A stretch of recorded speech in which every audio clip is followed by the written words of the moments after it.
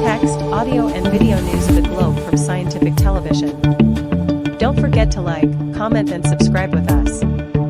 Thank you.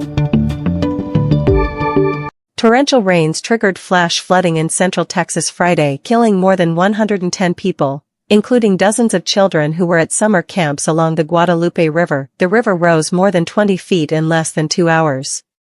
2 days before deadly Central Texas floods killed at least 27 people at Camp Mystic, a state inspector visited the youth camp and certified that it had an emergency plan in place and that its cabins and other buildings were safe. Tiger King star Bhagwan Doc Antle was sentenced on Tuesday to 1 year and a day in federal prison and fined $55,000 for trafficking in exotic animals and money laundering after pleading guilty in November 2023. Minnesota State Senator John Hoffman has been released from a hospital intensive care unit and moved into a rehabilitation facility to continue his recovery from a politically motivated attack in June. As Central Texas reels from flash floods that killed over 100 people this weekend, questions are sharpening about whether officials could have done more to avert the tragedy, both in the decades leading up to the disaster.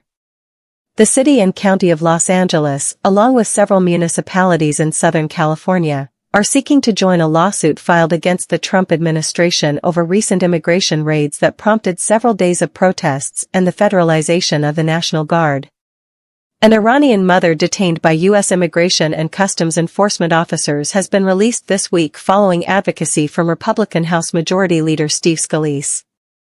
At the conclusion of his first 100 days in office in late April, President Donald Trump made a stunning statement about his progress on tariff negotiations. He had completed trade deals with 200 countries.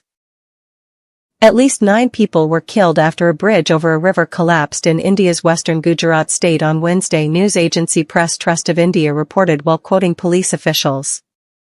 The International Criminal Court on Tuesday issued arrest warrants for 2 top Taliban leaders, accusing them of persecuting girls and women in Afghanistan.